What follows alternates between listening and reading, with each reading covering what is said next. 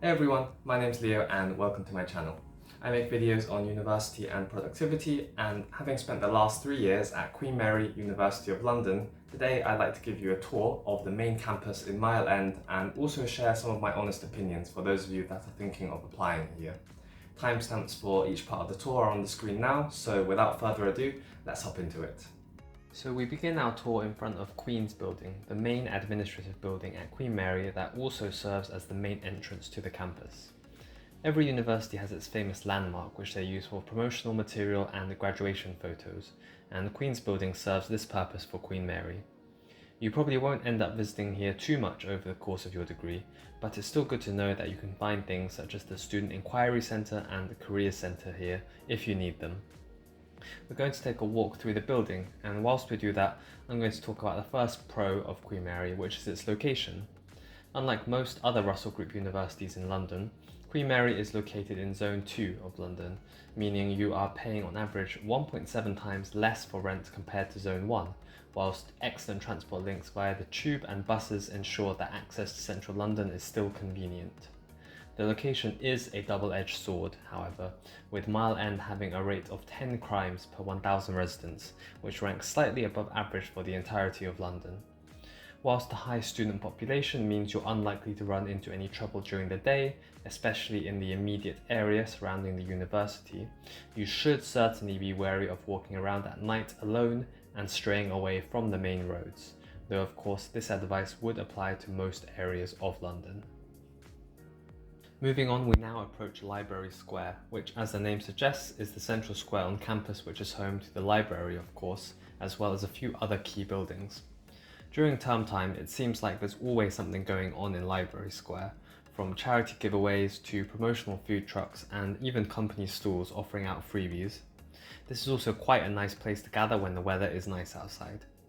The library itself is relatively large in comparison to the number of students based on this campus, containing 3 floors with a plethora of computers, reference books, and both silent and group study spaces to suit your every need. They're also doing a bunch of renovation on the top 2 floors to transform it into something like this by early 2023, which looks pretty cool in my opinion.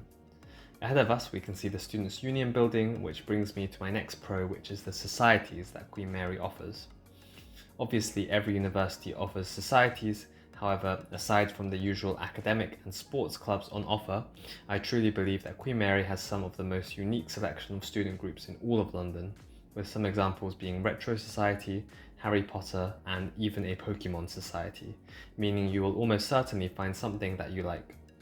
On the other hand, I will admit that Queen Mary isn't the prettiest looking university out there, which, whilst not an essential factor, is still something worth considering.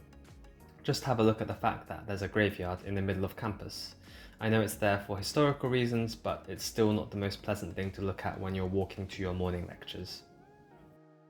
Next, we're going to have a look at what I think is one of the main selling points of Queen Mary, which is the on-campus student accommodation, a feature which is relatively unique to Queen Mary amongst London-based universities. The Mile End campus alone offers around 2,250 rooms in self-catering residences, starting from around £5,045 per year, which is just over £135 per week. With all new students being guaranteed accommodation in one of the university halls in their first year of study, each accommodation is divided into flats with communal kitchens, as well as a range of ensuite and shared bathroom options depending on your budget.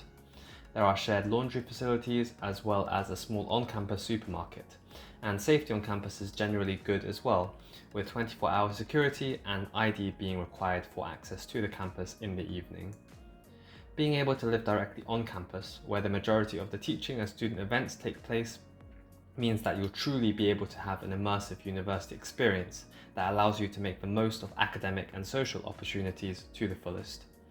The one con I will mention about the accommodation is that there is a distinct lack of communal social areas for the most part in each residence, making it difficult for the university to run communal events in each accommodation and confining the majority of your socialising to the kitchens and bedrooms. There is also a canal which runs through the campus as seen here, which once again can be a nice spot to chill and relax when the weather is nice outside. We're going to walk back and head to the western part of campus now. Just here on the left you can see one of the few on-campus catering facilities, and as we walk back past the graveyard and through Library Square again, I'd like to discuss the next set of pros and cons relating to the typical students and vibe you will find at Queen Mary. Based on my own personal experience, in general I found students here to be some of the most down-to-earth and friendly people I've met from any university. Of course, this is a big generalization, and every student will have a different social experience when it comes to university, but for the most part I do believe that this holds true and that it's one of the best places to meet genuine and like-minded friends, especially given the cultural and socio-economic diversity of the student body. Whilst many students find the atmosphere at Queen Mary to be quite chill and easygoing, on the flip side this does have consequences on the academic side of things. The primary reason for going to university is of course to study for your degree, and in my opinion, teaching at Queen Mary often lacks the academic rigour seen at other Russell Group universities, though of course once again this is a big generalisation and will depend on the course you're studying.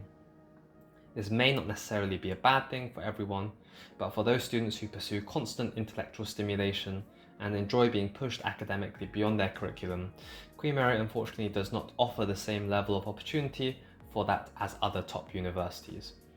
It does have a few nice looking buildings though, for example the Biological and Behavioural Sciences building on the right here and the Graduate Centre on the left. We've come to the final part of our tour at Godwood Square, which is home to the on-campus sport facilities, the student bar and a few of the teaching departments. The main sports centre, QMUL, is excellent, housing a sports hall, squash court and gym, all of which are accessible to students at a discounted price. Next to QMUL is Draper's, the on-campus student bar where you can buy food and drink and find a variety of events being held every week.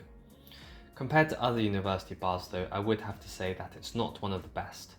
Whilst it is a decent option for a night out on a budget, it is relatively small and doesn't have the best reputation amongst current students. Furthermore, whilst I did mention earlier in the video that the location of Queen Mary is advantageous due to the cheaper rent, it is also slightly further away from the better clubs in central London.